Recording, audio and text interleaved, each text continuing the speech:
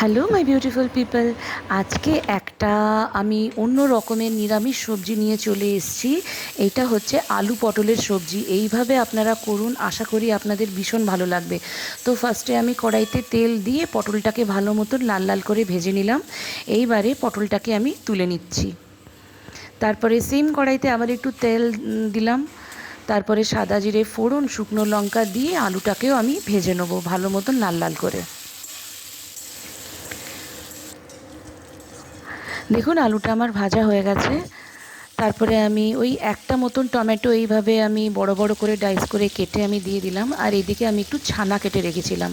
তো এই রেসিপিতে আমার এইটা ছানাটা লাগবে আর কি। ইন দ্য মিন টাইম আমি তরকারির একটা মশলা করে নিচ্ছি। তা ফার্স্টে দিলাম হলুদ গুঁড়ো, তারপরে দিলাম ধনে গুঁড়ো 2 চামচের মতন, তারপরে কাশ্মীরি লাল মির্চ, তারপরে একটু জল দিয়ে এটাকে আমি ভালো মতন মিশিয়ে সাইডে করে নেবো। কেন মশলাটা এইভাবে গুলে নিলে না মশলাটা ফুলে যায় আর খেতেও খুব ভালো লাগে। তারপরে ভেজে রাখা পটলটাকে আমি দিয়ে দিলাম। পটলটাকে দিয়ে আমি ভালো মতন নাড়িয়ে নিচ্ছি আলুর সাথে। তারপরে আমি দিয়ে দিচ্ছি স্বাদ মতো নুন। নুনটাকে দিয়ে আমি ভালো মতন ফ্রাই করে নেবো। তারপরে এই মশলাটাকে আমি দিয়ে দেবো বাটির গায়ে যেটুখানি মশলা লেগেছিলো ওইটা একটু জল দিয়ে ধুয়ে আমি ওইটাকেও অ্যাড করে দিলাম। তারপর এটাকে আমি ভালো মতন কষিয়ে নেবো। না কষালে কিন্তু মশলার একটা গন্ধ বেরোয়, ভালো মতন কষাতে হবে। দিয়ে এটাকে 7 থেকে 8 মিনিটের মতন আমি ঢেকে দিলাম। এদিকে পনির আমি এইভাবে ছোট ছোট করে ডাইস করে কেটে রেখেছিলাম। এটা আমি তাওয়াতে আমি ফ্রাই করে নেবো। কেন এই তাওয়াতে না আমি মেয়েকে কিছুক্ষণ আগেই ব্রেডটা সেঁকে দিয়েছিলাম, তো এই তাওয়াতেই আমি করে নিচ্ছি, পনিরটা ফ্রাই করে নিচ্ছি। পনিরটাকে কিন্তু লাল লাল করে ফ্রাই করতে হবে। এটা কিন্তু নিরামিষ দিনে খুবই ভালো খাবার, আপনারা ট্রাই করবেন। ভাত, লুচি, পরোটা সব কিছু দিয়েই ভালো লাগবে। পনিরটা আমার লাল লাল করে ভাজা হয়ে গেছে, পনিরটা আমি নামিয়ে নিচ্ছি। এইদিকে আলু পটলের স্ট্যাটাসটা আমি দেখছি আর একটু হবে। এটাকে আমি ভালো মতন আবার একটু নাড়িয়ে নিলাম। এই দিকে ইন দ্য মেন টাইম আমি ছানাটাকে আমি মিক্সার গ্রাইন্ডারে দিয়ে এটাকে আমি ভালো করে একদম পেস্ট করে নেব।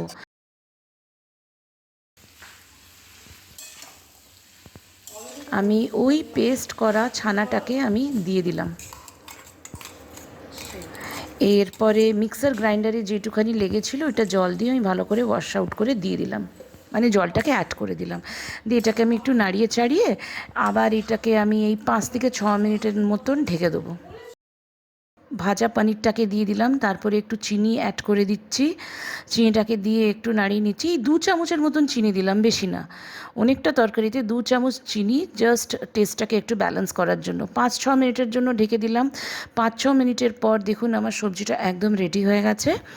আপনাদের যদি এই রেসিপিটা ভালো লেগে থাকে তাহলে প্লিজ একটা কমেন্ট করে জানাবেন, প্লিজ একটা লাইক করে দেবেন, আর ভিডিওটাকে অনেক বেশি শেয়ার করে দেবেন। যদি ফেসবুক থেকে দেখছেন তাহলে প্লিজ চ্যানেলটাকে ফলো করে দেবেন। আর যদি ইউটিউব থেকে দেখছেন তাহলে প্লিজ চ্যানেলটাকে একটু সাবস্ক্রাইব করে দেবেন, তাহলে অনেক বেশি মোটিভেটেড হব। দেখুন আমার সবজিটা অলমোস্ট রেডি হয়ে গেছে, এটা ভালো মতন ফুটেও গেছে।